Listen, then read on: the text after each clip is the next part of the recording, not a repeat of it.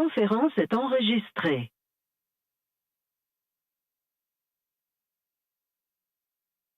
Good morning, everyone. Bonjour tout le monde. Merci pour vous joindre à nous pour cette mise à jour importante au sujet de la situation en Afghanistan. Thank you for joining us today for this important update on the situation in Afghanistan and Canada's response. En commençant maintenant avec quelques mots du ministre Marco Mendicino, ministre de l'Immigration, des Réfugiés et de la Citoyenneté. We'll start things off with a few words from the Honorable Marco Mendicino, Minister of Immigration, Refugees and Citizenship. Over to you, Minister. Good morning. Bonjour. I'm joining you from the traditional territories of the Mississaugas of the Credit and the Haudenosaunee, along with my colleagues, Minister Garneau and Minister Gould. I want to begin by expressing our deepest sympathies to the families of the Afghan civilians and American servicewomen and men whose lives were tragically taken in the explosions in Kabul yesterday. Make no mistake about it. This was a cold-hearted and calculated terrorist attack. It serves as the harshest of reminders that the situation on the ground is volatile in the extreme and could turn deadly at any moment.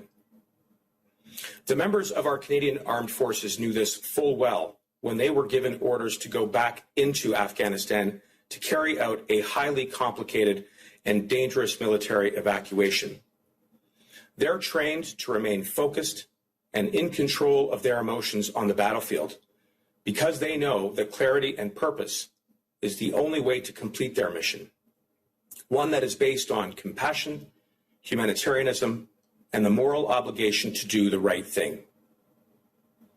Thanks to the bravery and outstanding performance of our armed forces, Canada was able to safely evacuate roughly 3,700 people and contribute to a coalition effort that has seen over 100,000 evacuated. It is the largest airlift in history. We owe them a debt of gratitude that we can never repay. This has been a time of enormous pain and anguish. Après que le Canada a annoncé qu'il cessait ses opérations d'évacuation à Kaboul, la journée d'hier a été incroyablement difficile, autant pour les personnes souhaitent quitter l'Afghanistan que pour leurs familles et leurs proches, ainsi que pour tous ceux qui ont des liens avec ce pays. First and foremost, our thoughts are with the people of Afghanistan, who only want the same opportunities that we enjoy as Canadians, to live in peace and security, to be able to raise their families, to watch them grow up, and share with them the prospect of a brighter and better future. It's also been a difficult time for our veterans, who sacrificed so much in the hopes that those opportunities would become realized. In my conversations with those that have served, I can tell how intensely engaged they've been in supporting our evacuation efforts. To our veterans, thank you for coming back into service. We will continue to work with you. And we will continue to work with the Afghan diaspora here in Canada. I know you are hurting. And my direct message to you is that we are going to continue to exhaust every effort to reunite you with your loved ones. Because even though the military evacuation may have ended, there is no end to our commitment to you, to your families, and to the people of Afghanistan. Let me tell you what we are doing right now. Bien que nous n'ayons pas pu évacuer autant d'Afghans que nous l'espérions, il est important de souligner où nous en sommes et ce que nous avons fait. Grâce aux efforts héroïques des forces armées canadiennes et de nos fonctionnaires des affaires mondiales et de l'IRCC, nous avons changé de vie. First, as I mentioned, our military evacuation operation successfully brought roughly 3,700 people to safety, the majority of whom are Afghan refugees and who are being resettled under our government-assisted refugee program. Many refugees have already arrived, and they are beginning to take root in their communities. More are currently in third country transit points, completing processing, and we look forward to welcoming them in the days to come. Second, even though our military have now concluded the evacuation, we are continuing to work tirelessly with our allies and our partners in the region to pursue every option to get the people that we need to get out of Afghanistan. And those efforts are yielding results. Yesterday, we secured approximately 500 seats on an American airlift, and they are now safely out of Kabul. We will continue to work with the United States and others to establish air bridges wherever we can, even beyond the anticipated withdrawal of the coalition on August 31st. Third, we are leading the world with a commitment to welcome thousands of Afghans who've been forced to flee their country. Canada was the first country in the world to launch this program, which will see us welcome a total of 20,000 Afghan refugees. And just today, the United Nations warned that 500,000 more Afghans could flee by the end of this year. Canada is ready to respond. We are in constant contact with our international partners, including the UNHCR and IOM, as we rapidly implement this humanitarian resettlement program, focusing on those who've had to flee Afghanistan and who are most at risk. Ce travail se concentrera sur les femmes et défenseurs des droits de l'homme, les minorités religieuses et ethniques comme les Sikhs, les hindous et les Hazaras, les personnes LGBTQ, les journalistes et d'autres. Nous réunissons également les membres des familles des personnes qui ont aidé le Canada et nous accordons la priorité au traitement des demandes de réunification familiale des membres de la famille immédiate des Canadiens, des résidents permanents et des personnes protégées. Dans ce contexte, nous coopérons avec les pays voisins et les autres pays de la région pour soutenir les réfugiés afghans et les communautés d'accueil dans le cadre d'une réponse régionale coordonnée à long terme. Fourth, our special immigration measures remain in place to provide a pathway to protection for those Afghans who did so much for Canada. I want to be clear that their visas remain valid, even if they have not yet been able to leave the country. We've continued to process applications around the clock faster than ever. We've also set up a hotline for support. Yesterday, our output was increased over 250%, with average wait times being only 2.5 minutes, and there were no dropped calls. Services are being offered in English and French and Dari and other languages as required. I'm also pleased to announce a temporary public policy to waive fees for immigration documents issued to Afghans or for extension of status, including those who wish to remain in Canada. As part of these three special measures, we will waive fees for Afghans with a valid confirmation of permanent residence who are outside of Canada but who can't get a passport or travel document, Afghans already in Canada who are seeking an extension or restoration of their temporary resident status, and Canadian citizens, permanent residents, and families in Afghanistan or in a third country en route to Canada. We've learned as we've come along, and we will continue to make the changes where we need to. We've mobilized our entire global network and operations center, and I want to thank sincerely the countless public servants who have been working tirelessly and around the clock to get the job done, especially those in my department. And fifth, we are mobilizing our settlement service providers, advocacy groups, and all of civil society to welcome the Afghan refugees who desperately need our help. I'm calling on business leaders, community leaders, faith leaders, and all Canadians to take up this cause. Call us. Call me. I need you. We need you. The people of Afghanistan need you. Open up your homes, your communities, and your hearts, and I promise these Afghan refugees will get back. We've seen that time and time again throughout our history, and even during the pandemic, and we will see it again now. Even though the coalition is withdrawing, Canada's commitment to the people of Afghanistan will endure.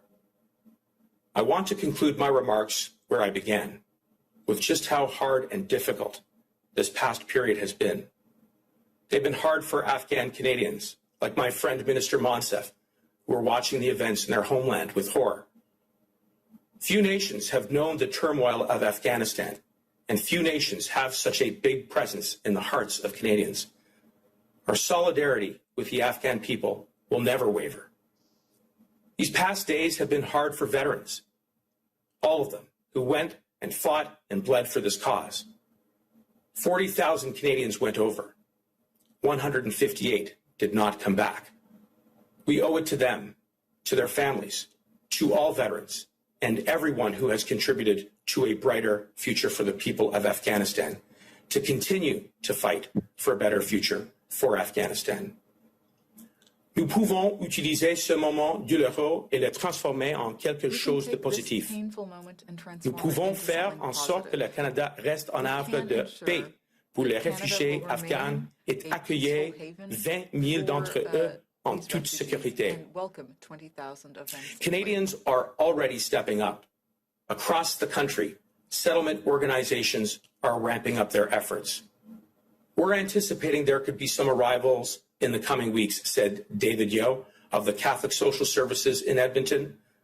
And without even being asked, the United Church of Canada recently reported that more than 60 congregations want to sponsor Afghan refugees. Je remercie la communauté des services d'établissement qui jouait un rôle essentiel dans l'intégration de ces réfugiés à leur nouvelle vie au Canada. Individual Canadians are rolling up their sleeves too.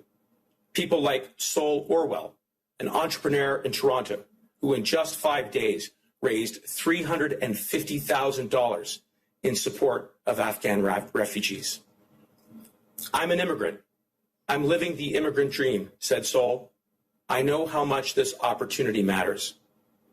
But it's not just about raising funds. We've set up a dedicated inbox that continues to hear from Canadians and all comers of our country. And for anyone wanting to reach out, it's afghaniresettlement@ccislive.ca. The messages are different, but the theme is always the same. How can we help? How can we create a brighter future? Having welcomed Syrian refugees 5 ago, Linda from Sarnia wrote this week to ask about hosting an Afghan family. I am 82 years old, widowed, and have a lovely home that I am willing to share, she said. Yannick from Burlington offered his furnished basement, complete with a full kitchen and an ensuite bathroom. Michael and Adrian, a couple from Shearwater, Nova Scotia, said that they have several rooms available for any Afghan refugee that needs it. And finally, Christina from Muskoka wrote to simply say, we offer our home to help with the refugee crisis. Our country is woven together with stories like these. We are on the cusp of a national moment. Canadians are opening their hearts and, as you can see, their homes as well. Les Canadiens sont un peuple compétissant. Et cette compassion n'est jamais aussi brillante qu'en temps de crise. This is our country at its best. Compassion is the heart of who we are, and I know that it will continue to shine brightly as we welcome the newest members of our Canadian family. Thank you. Merci.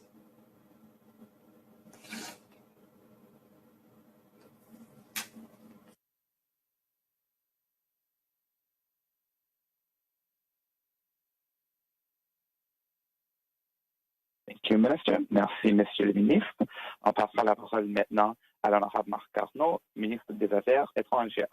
We're now passing over to the Honorable Marc Garneau, Minister of Foreign Affairs. Over to you, Minister. Thank you all for joining us today for an update on the situation in Afghanistan.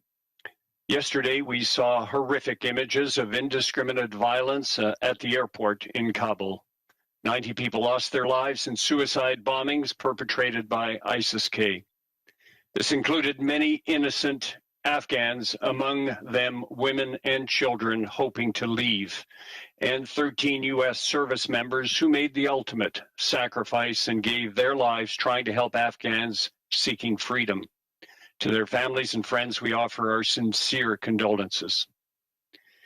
As you know, we have worked nonstop to get as many Canadians, permanent residents, and vulnerable Afghans as possible out of Afghanistan while the air bridge at the Kabul airport was still open. As we said yesterday, we were able to get approximately 3,700 people out on flights, including about 2,000 Afghans. Unfortunately, the closure of the air bridge forced us to end our evacuation operations earlier than we would have wanted to. Despite our best efforts, there are many Canadians and vulnerable Afghans who supported Canada's efforts who remain in Afghanistan. This is heart-wrenching given the security situation on the ground. Let me be clear. We will not stop looking for other paths to bring these people home. Coordinating our efforts with our friends and partners enabled some to leave on Allied flights. At this time, our consular services continue to communicate with and support Canadian citizens and permanent residents who remain in Afghanistan. We will continue to have discussions with our partners and explore avenues for them to return to Canada. À ceux qui parviennent à quitter l'Afghanistan par d'autres moyens, sachez que nous serons là pour vous. Notre réseau d'ambassades et de consulats est mobilisé pour vous aider. Assurer la sécurité de nos propres citoyens et des Afghans vulnérables est un défi que plusieurs pays partagent et qui nécessite une importante coordination internationale. À cet égard, j'ai été en contact avec le secrétaire d'État Blinken et mes homologues du Koweït et du Qatar. Nous travaillons également avec nos alliés dans la région, aux Nations Unies, au G20, au G7, afin de donner suite à l'engagement que nous avons pris envers le peuple afghan, de l'aider à protéger les acquis importants qu'il a obtenus et d'empêcher le pays de redevenir un refuge pour le terrorisme. Pour renforcer notre engagement, j'ai nommé David Sproul au poste de haut fonctionnaire pour l'Afghanistan. David, un ancien ambassadeur en Afghanistan, est déjà à Doha, au Qatar, pour participer à des discussions essentielles sur l'avenir de l'Afghanistan et pour aider à définir la réponse internationale à la crise actuelle. Tout futur gouvernement de l'Afghanistan doit faire respecter les droits de l'homme de tous ses citoyens, comme l'exige le droit international, en particulier ceux des femmes et des filles. Et tout gouvernement viable doit être inclusif. Lors d'une réunion d'urgence des dirigeants du G7 à laquelle a participé le Premier ministre en début de semaine, ils se sont concentrés sur l'objectif de garantir la sécurité des Afghans vulnérables et des citoyens étrangers et d'éviter une crise humanitaire.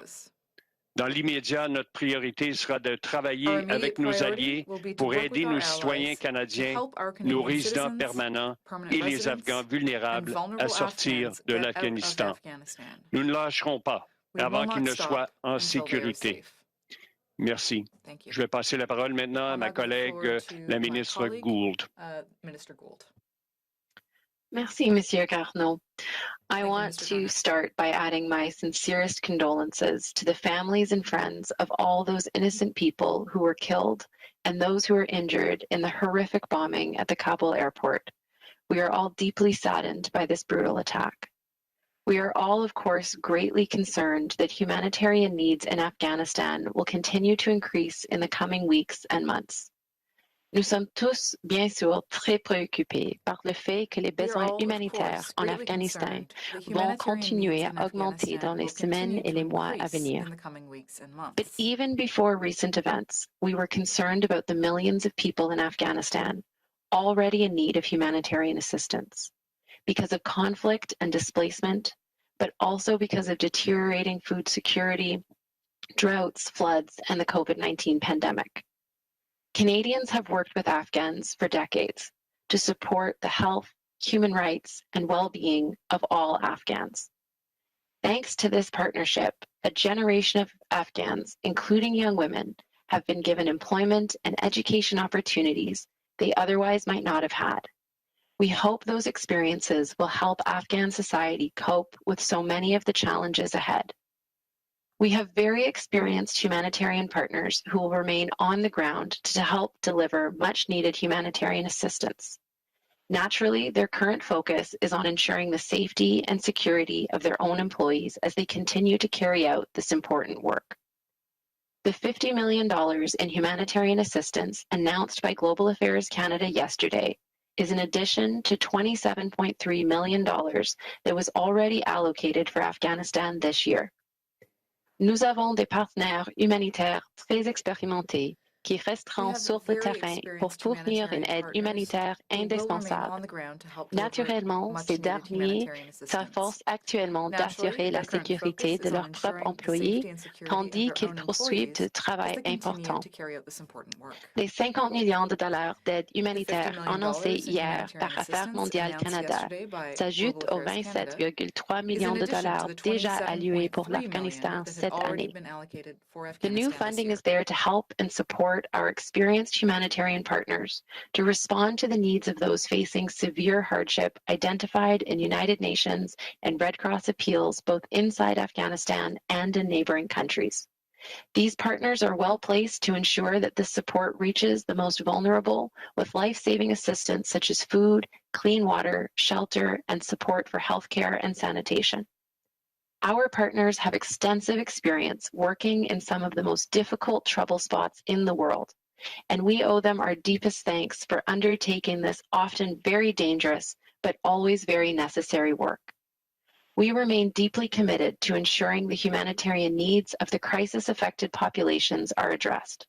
We will continue to work closely with all of our partners to explore ways that Canada can play a positive role in helping the people of Afghanistan during this very, very difficult time.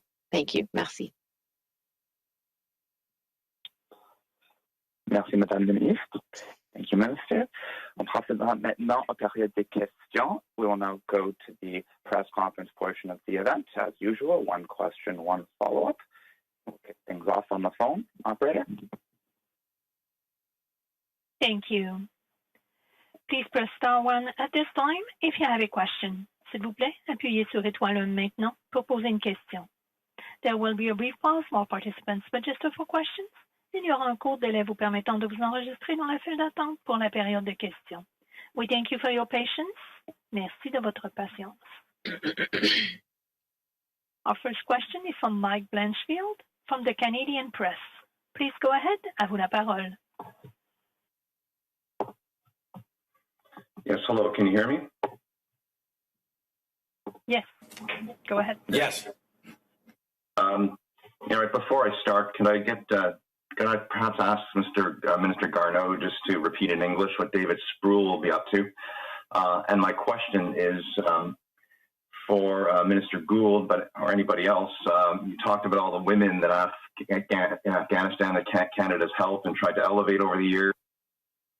That whatever they've learned from us or whoever might help them now. But I mean, what more can you say, or what are your thoughts about these women right now? Because they're not on any priority list for Canada. The country is filled with educated Afghan women who are in hiding, fearing for their lives, wondering what's next. What are your thoughts on that?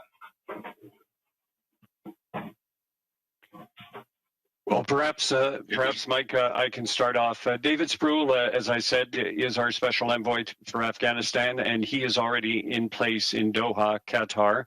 His job will be to engage with many interlocutors. I'm talking about our allies. I'm talking about regional partners with respect to discussing how we will want to go forward with respect to Afghanistan. We feel it's important for him to be part of that and in order to represent Canada's point of view, and that is something that he's fully engaged on at this point in time. And I can answer your question, Mike, just on women. I mean, I think we are all deeply concerned about the prospects for women in Afghanistan. It has been our top priority over the past 2 decades, advancing women's rights.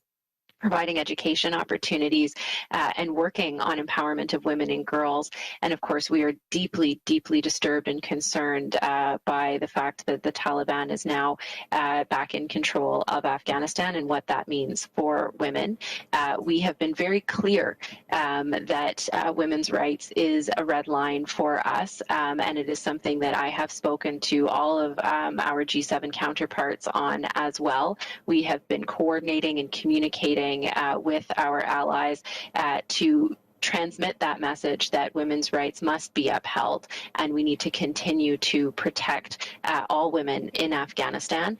And just to maybe push back a little bit, women's rights activists are absolutely on a priority list for Canada, and we have been working to get them out, but also with our partners in the United States and other G7 countries to ensure that we're doing everything we can to get those women who are particularly vulnerable because of their activities, because of their positions, safely out of Afghanistan, and we will continue to do that.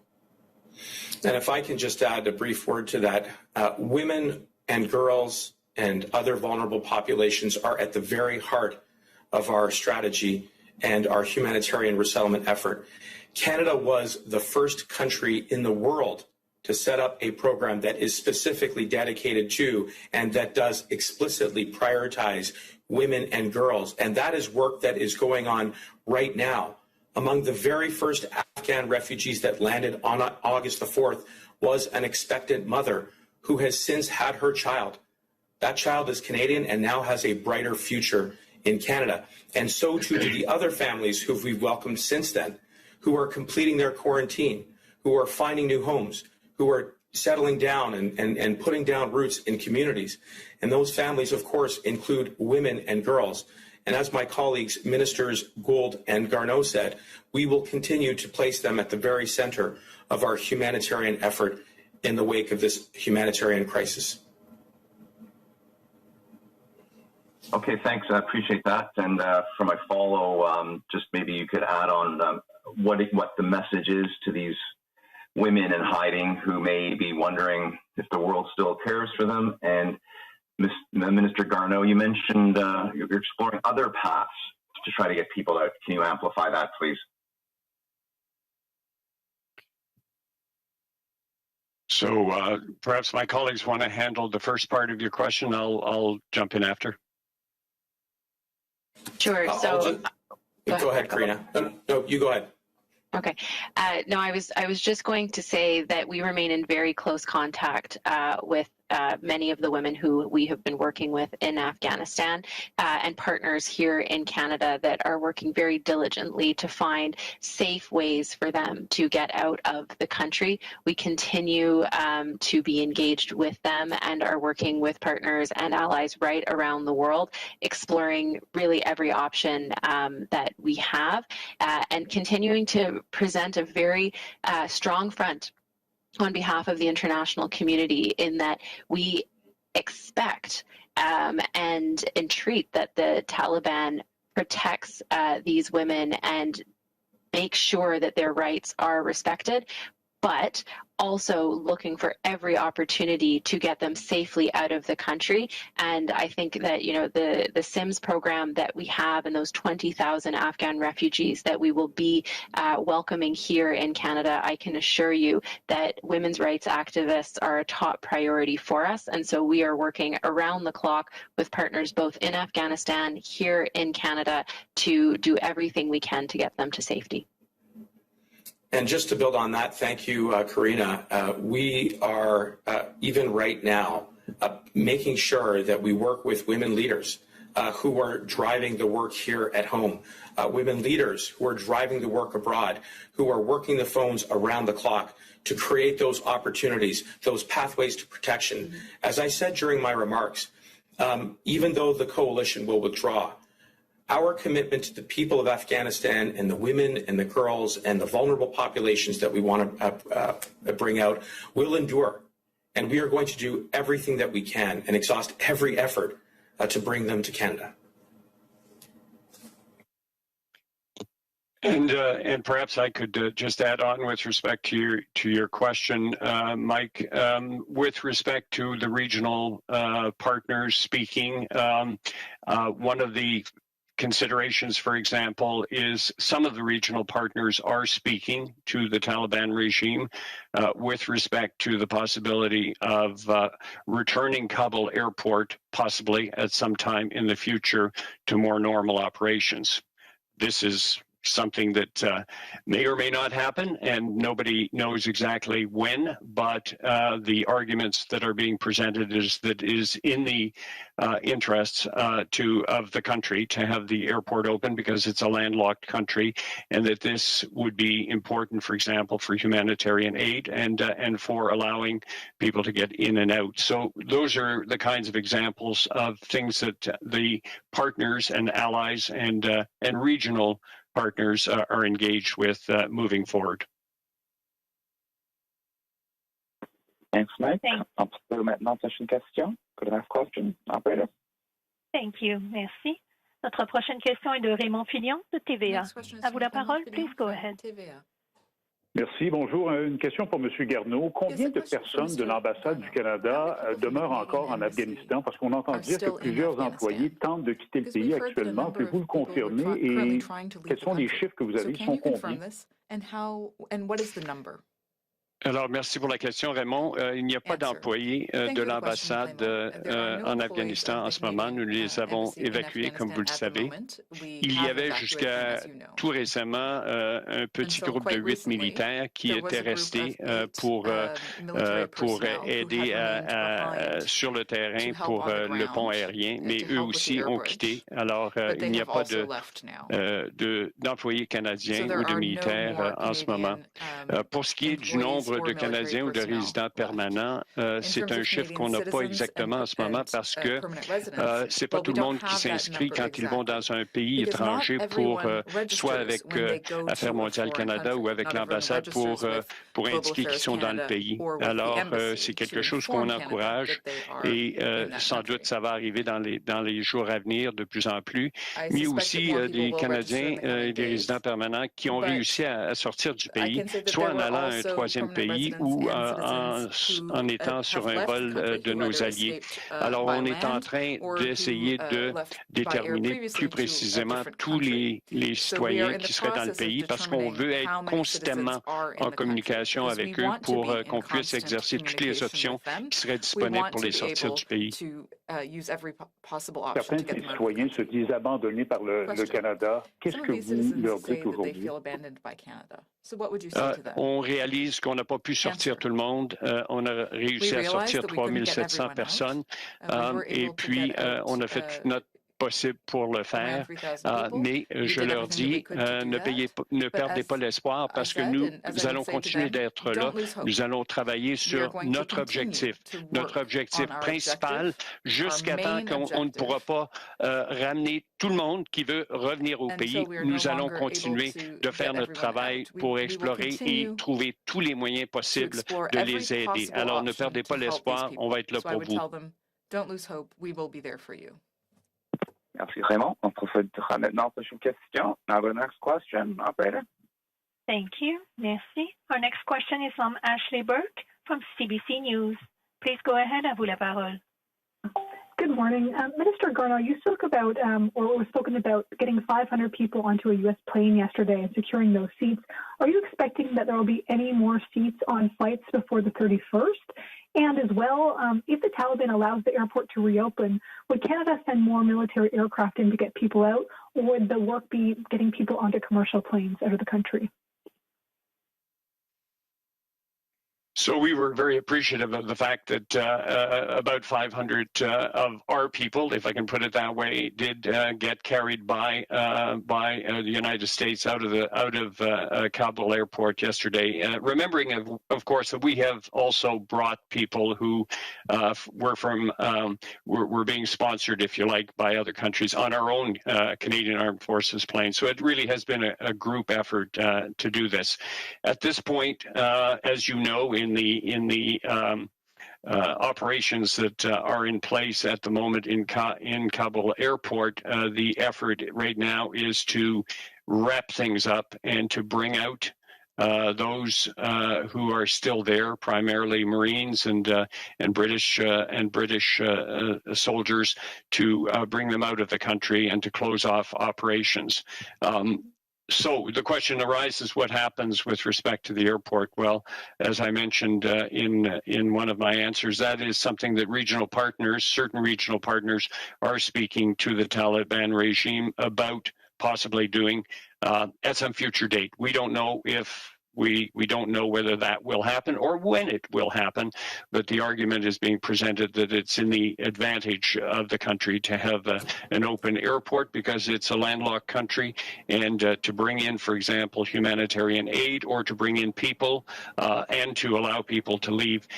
There are advantages, definite advantages, in having that airport operational. We'll see in the days to come whether that comes to pass and whether it leads to commercial operations. And can I just add very briefly to that, we have remained in constant contact and highly coordinated with the United States as well as with our other allied partners on the ground. And that is one of the concrete reasons why we were able to secure additional evacuation capacity on that U.S. air flight. And of course, we will continue to press the case that we can get as many of our people out as we possibly can with the support and the assistance of our coalition partners who are there, especially the United States. We also want to reiterate our sympathies to the United States.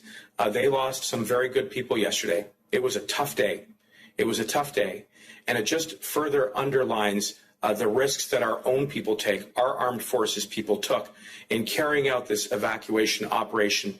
And in a very short period of time, the number of people that they were able to guide and help get on flights and to get out it demanded bravery and courage. And again, we want to reiterate our gratitude to them. Going forward, as I said, we are going to work with all of our counterparts, all of the ministers who are here and others who are in constant contact with the United States to look for additional opportunities to get people out through the humanitarian resettlement programs that we've set up and through other collaborative efforts. So the cooperation remains very, very high, and it is yielding concrete results.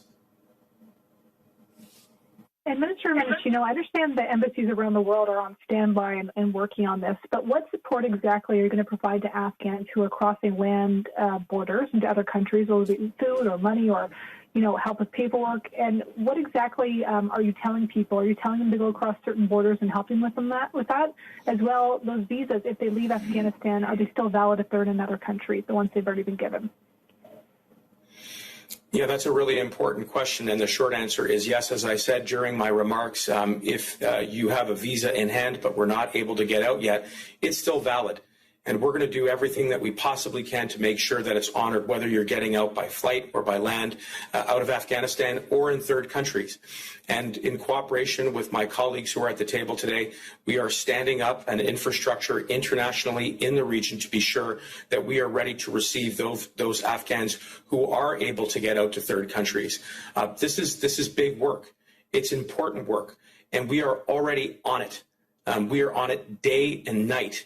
And we are working tirelessly to be sure that we can get as many Afghans out of Kabul as possible and then to third countries and then resettled here. And in the period of time within which we have set up this operation, we are seeing the concrete results, and we are seeing those results in the Afghan refugees who are now here, completing their quarantines, putting down roots in their communities, starting their new lives. That's the very essence, that's the very purpose as to why we had a moral obligation and continue to have a moral obligation to help the people of Afghanistan. And my point to you is that this obligation will endure. It will go on. Notwithstanding the departure of the coalition withdrawal, our obligation to the people of Afghanistan will endure, and we will see it through. And let me chime in here to add on to that. As Minister Mendicino said, the visas will be valid, and we have already told all of our embassies and consulates in adjoining countries to be ready to receive vulnerable Afghans who will qualify under the special immigration measures. So we're all primed and prepped to receive them. Some have already left Afghanistan. We're aware of the situation, and we will be there to help them with their onward journey to Canada. Thanks, Ashley. On procède maintenant à la prochaine question. Orateur. Thank you. Merci. Our next question is from Stephen Chase from the Globe and Mail. Please go ahead. À vous la parole. Good morning. I'd like to just circle back to something that another colleague raised, and that is you've advised people to shelter in place right now. Would you advise them, or would you tell them to head to Pakistan? Are you telling them, or do you have any advice for people on the best way to get out? Otherwise, it sounds a bit like the scenario earlier, whereas you're willing to help them in other countries, but it's up to them to get to those countries. Are you giving them any advice about other means to get out or routes to take? So I can have a stab at that. At the moment, we are, because we're in a period of final transition from phase one, we're asking people to stay in place at the moment to see how things evolve in the coming days. Some people may make the decision that they will seek to get to a third country. Many of the people on the ground there are best placed to make the decision about what their lowest risk safe route is, but we will be ready in all of the countries that they may possibly come to receive them at our consulates and embassies. So this is something that will occur in the coming weeks and months. But at the moment, we're asking people to stay put, because there's a lot of things that are going on at the moment, and we're going to keep in constant contact with them. Thanks, Steve. I'll just add to that very briefly. It's an important question. I want to emphasize that we remain in constant contact with those Afghans who have applied and are eligible under our special immigration measures and other programs. We email and provide the best possible guidance that we can with regards to where to go, when to go. Security is a paramount concern. You saw how much is at stake yesterday, and the situation on the ground can change on a dime, and it can be deadly. And so we are working around the clock to make sure that we keep lines of communication open with those that we are trying to get out. And yes, we're going to continue to exhaust every option, whether it's by getting them out on coalition flights, whether it's by working with other regional partners to establish air bridges beyond the August 31st timeline within which the coalition will withdraw. And by, yes, looking at other ways to get them to third countries where we are already in action, mobilizing our own international footprint, but working with the UNHCR, the IOM, to receive those Afghans under our humanitarian resettlement program. And this is where we are showing leadership, Steve. We were the first country in the world to set up a program of this kind. And it's already in action. And as I've said, it is already showing results. We know there is a lot more work to do, but it's encouraging to see Canadians take up the cause to welcome Afghans as they arrive in Canada. I have a follow-up question, but I would like to point out something before I ask my follow-up question. I haven't heard you give any numbers on how many Canadian citizens are left behind there, or how many permanent residents, or how many people with approved exit documents. And I would expect that would form part of a briefing. So I don't want to use my question on that, but I'm pointing that out. The question is about Pakistan. Pakistan's High Commissioner to Canada yesterday said that his government is willing to help Canada in any way it can to get people out. I'm wondering, I'd like you to address whether Pakistan could play a role in this. He mentioned the idea of a humanitarian corridor, but again, I'm hoping you can give us numbers as well on what's left. So, as I said in a previous answer, at the moment, we don't have those exact numbers because, as you know, when citizens go to another country, we encourage them to register with what's known as the Register of Canadians Abroad through Global Affairs or at the embassy. Not everybody does that, and hopefully those that are there who haven't done so will do so in the coming days online, obviously. And at the same time, there are some people who may have come into the country but have managed to get out on Allied flights, or who may have a little bit earlier on moved to another country. So we don't have the exact numbers at the moment, and that's what we're trying to nail down in the coming days. And we're encouraging people who may not have registered to let us know that they're there, because as soon as we have their coordinates, we will be in constant communication with them. And of course, Pakistan made that statement. That's very encouraging. And of course, we have consulates in Lahore, in Islamabad, and in Karachi, and we'll be waiting there for them. And we're hoping that those who do decide to go through Afghanistan, that they will be able to successfully cross and to come to our missions in that country. Thanks, Steve. I'll now go to the next question. Operator. Thank you. Our next question, notre prochaine question est de Annie Guillemette de Cogeco Nouvelles 98.5 FM. À vous la parole. Please go ahead. Merci. Bonjour, Monsieur Garneau. Vous avez tantôt parlé des employés de l'ambassade, des employés canadiens.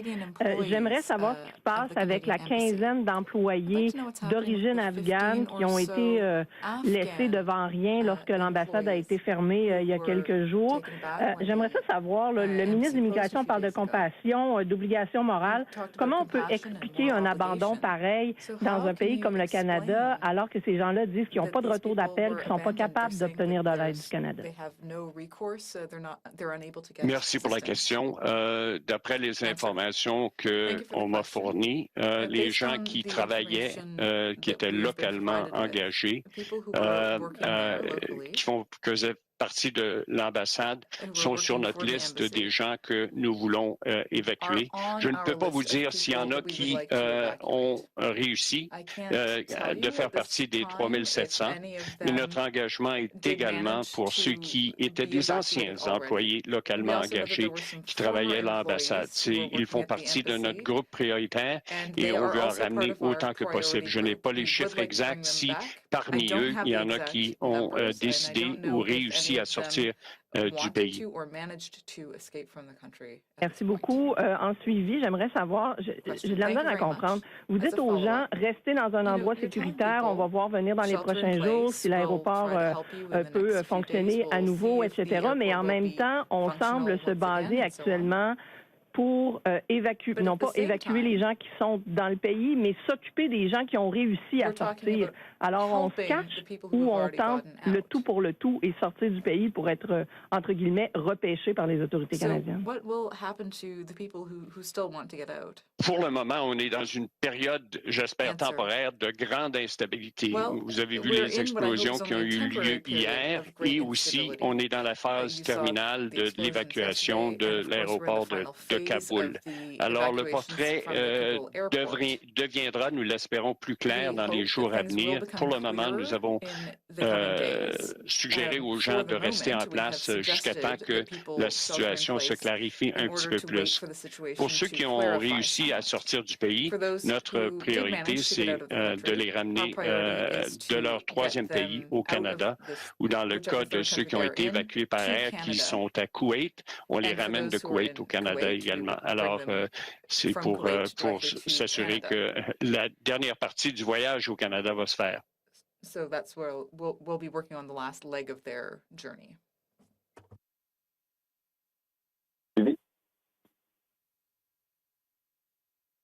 Thank you.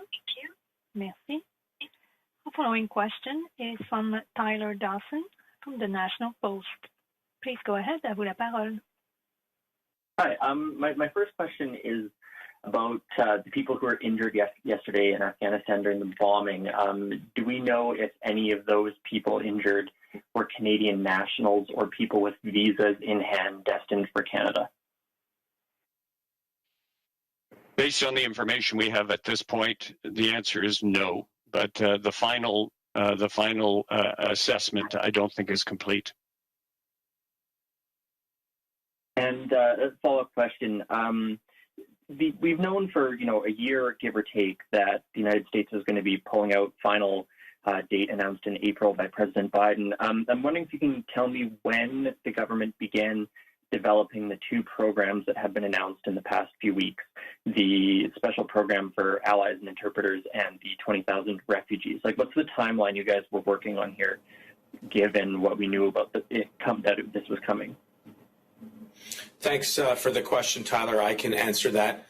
We started developing these programs this spring, and we put them into operation very quickly, as you've seen over the course of the last number of weeks. But I also just want to address the premise of your question. Canada has been a safe haven for Afghan refugees for years.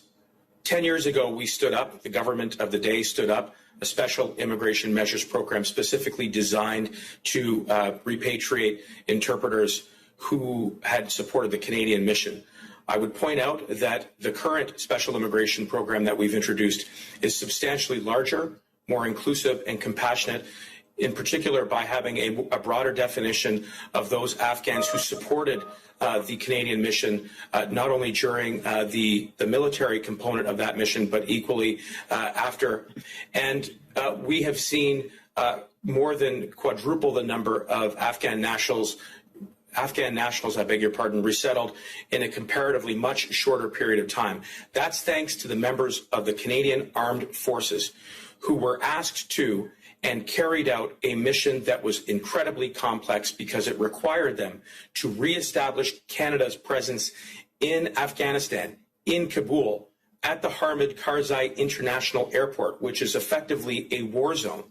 And by carrying out that mission with bravery and courage, and in an outstanding fashion, we were able to get out roughly 3,700 people who are now safe. But my point is that we have consistently been there for the people of Afghanistan to provide these humanitarian corridors. And in the wake of this humanitarian crisis, we were the first country in the world to set up a humanitarian resettlement program focusing on women, on girls, on religious minorities like Sikhs, like Hindus, like the Hazaras, all of whom understand what it means to be under the thumb of the Taliban. And we're going to continue to do everything we possibly can to get as many of them out. And I'm just encouraged by what I am seeing and hearing and feeling from Canadians, especially members of the Afghan diaspora here in Canada. Their leadership is remarkable. And those organizations are being led by women because they understand best what it means, what's at stake. And that is our focus. Thanks, Tyler. I'll go to the next question, operator. Thank you. Our next question is from Jonathan Ling from Freelance. Please go ahead, à vous la parole. Hey, good morning. I'm wondering if you can speak a bit about the decision to end evacuation flights out of the Kabul airport.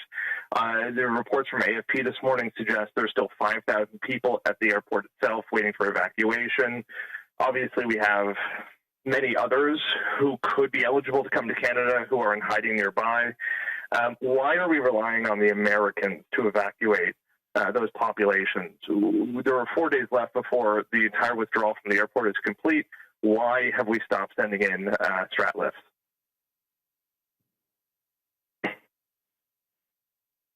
I could have a stab at that. As Minister Sajjan explained it, I thought very well.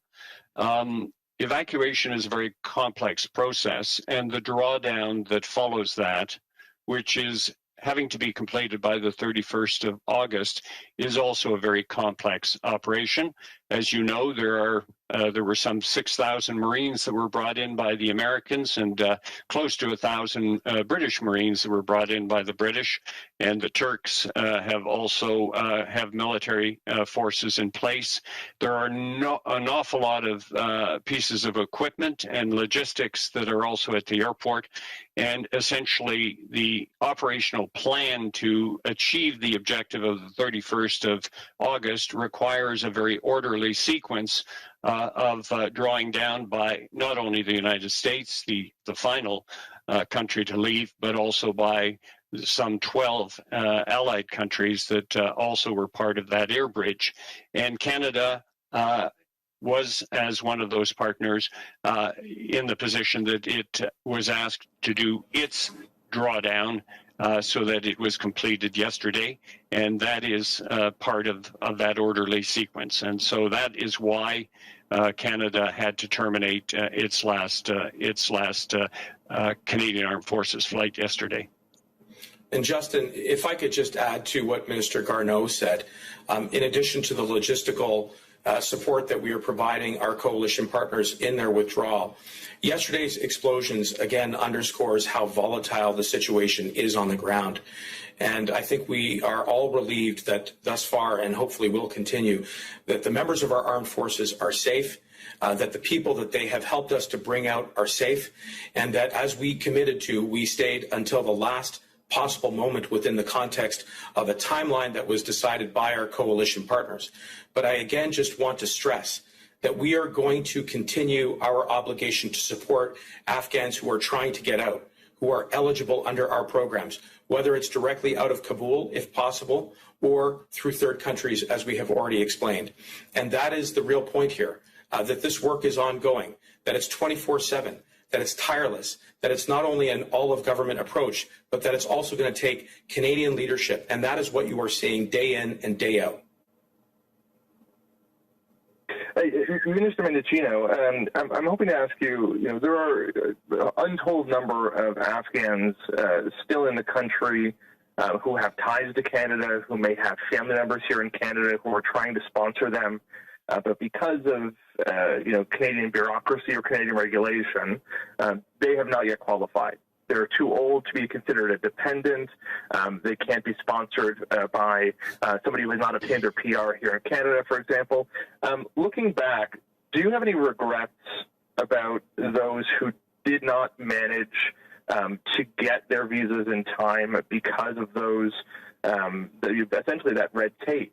Do you have any regrets that those people couldn't get out in time before we left? I want to be very clear, Justin, that everybody here and in government is focused on the here and now and what we can do for the people of Afghanistan going forward.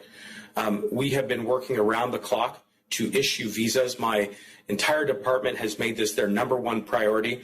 And as best as what we can tell, issuing visas is not the issue. The issue in getting out is the Taliban, is the violence, is the terrorism. And we are overcoming those obstacles as best as we possibly can. And not only with this military evacuation operation, but through our existing immigration programs, which we have made inclusive, particularly around the definition of family sponsorship, and not only in the context of the special immigration measures which are currently in place, but equally for protected persons who previously came to Canada, who sought refugee status, who got it before the Immigration Refugee Board. We're now prioritizing those cases. And by extension, once they receive protected status, we are able to prioritize their family sponsorship as well. So that's where our focus is. And we're going to continue to exhaust every effort to bring as many Afghan nationals who qualify under our programs, which again are groundbreaking around the world, to Canada. That is our singular focus. Thanks, Justin. We'll now go to our final question. On passera maintenant à notre question finale. Thank you, merci. Our last question is from Christopher Nardi from the National Post. Please go ahead, à vous la parole. Good morning. I have questions about one of the measures that's being announced this morning. So we'll be waiving from going forward all fees for Afghan or Canadian residents or people in Afghanistan with Canadian status. Why is that being done only now? This program was launched weeks ago, and presumably fees could have been an obstacle to people trying to come in. Why are we only doing that now when I figured there might have not been fees from the start, really? Well, first, our #1 priority was just to get visas in hand. And as I've said, we have been issuing those visas at a clip. And by accounts on the ground, the being in possession of papers is not the challenge. The central challenge is the violence and how unpredictable and volatile the situation is on the ground. And today's announcement just is another demonstration of how we are trying to ensure that the process is as streamlined and as compassionate as possible. And this is something that our government has a track record for doing, particularly when it comes to standing up humanitarian resettlement programs. Through our government-assisted refugee program, we provide direct support for those who are eligible under our humanitarian pathways, refugees. And this is one of the ways in which we can get them here faster, one of the ways in which we can provide them the critical support that they need to become integrated and woven into their communities. And we will continue to, yes, adapt to the situation. If there are obstacles that we see in our way, we get rid of them, and we get rid of them quickly. And that's because we are focused on trying to help as many as we can.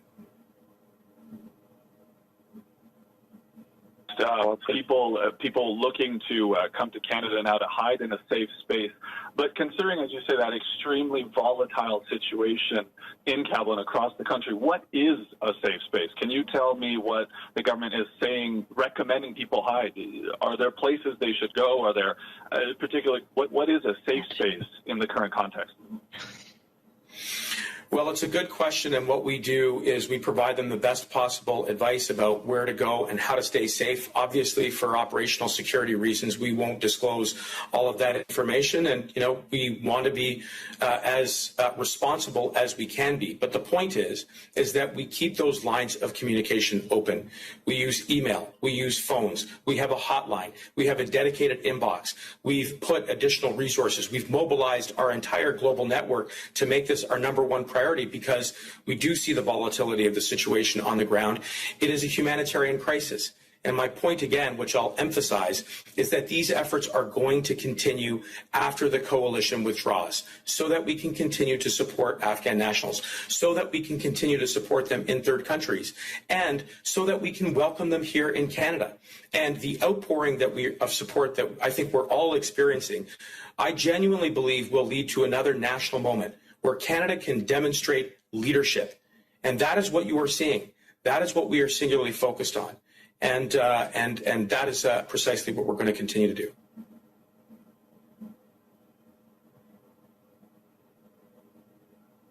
Thanks, Chris. Si met fin à la conférence de presse. This concludes the press conference. Have a great weekend, everyone. Thank you. Merci. The conference has now ended.